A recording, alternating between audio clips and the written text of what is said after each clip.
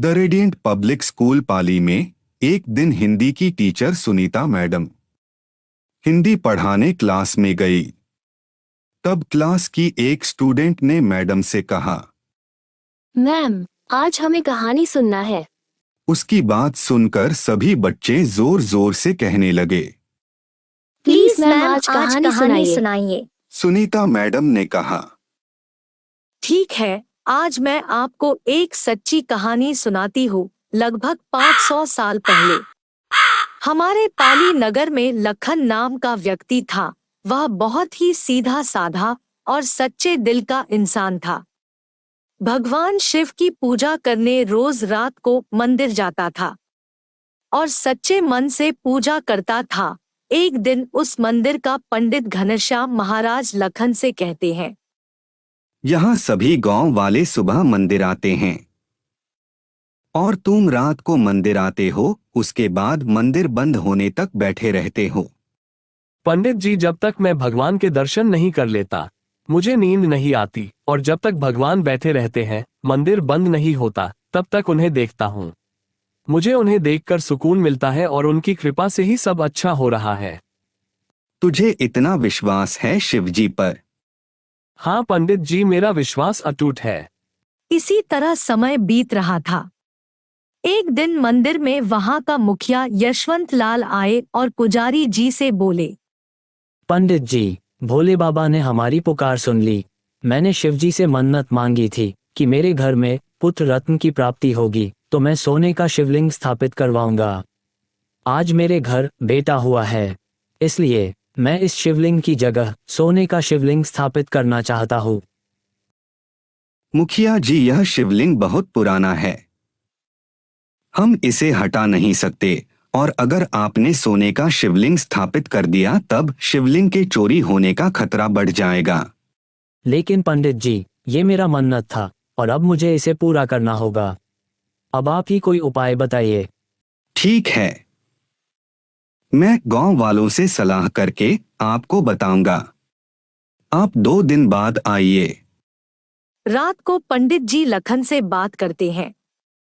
पंडित जी, आप चिंता न करें, भोलेनाथ पूरे संसार की रक्षा करते हैं। क्या अपने शिवलिंग की रक्षा नहीं कर पाएंगे? आप एक काम कीजिए, मुखिया जी से कहिए इस शिवलिंग को ही सोने से मढ़वा दें। इससे ये शिवलिंग सोने का दिखने लगेगा और इसे हटाना भी नहीं पड़ेगा। लेकिन चोरों की नजर में तो यह सोने का शिवलिंग होगा। उन्हें थोड़ी पता होगा कि यह पत्थर का है। आप उसकी चिंता मत कीजिए, सब भोलेनाथ पर छोड़ दीजिए। पंडित जी अगले दिन मुखिया को सब बता देते हैं। मुखिया यशवंत लाल शिवलिंग पर सोना लगाने का काम शुरू करवा देते हैं। 1 महीने में शिवलिंग सोने का दिखने लगता है। एक दिन पंडित जी लखन को बुलाते हैं। लखन, तुम्हारी बात मानकर मैंने सेठ जी से शिवलिंग पर सोना तो मढ़वा दिया, लेकिन रात में इसकी रखवाली तुम्हारे जिम्मे होगी।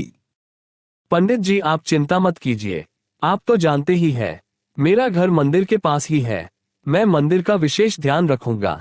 एक रात लखन को मंदिर से कुछ आवाज सुनाई दी। उसने सोचा, इतनी रात को ये कैसी आवाज है और मंदिर तो बंद है। वह तुरंत मंदिर की ओर चला गया। उसने देखा मंदिर के द्वार खुले हैं और एक आदमी शिवलिंग के पास बैठा है। लखन उसके पास पहुंचा।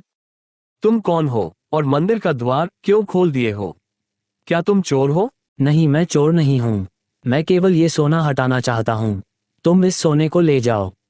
लखन को कुछ समझ नहीं आया। उसने कहा, क्या मतलब? इस सोने को क्यों हटा रहे हो?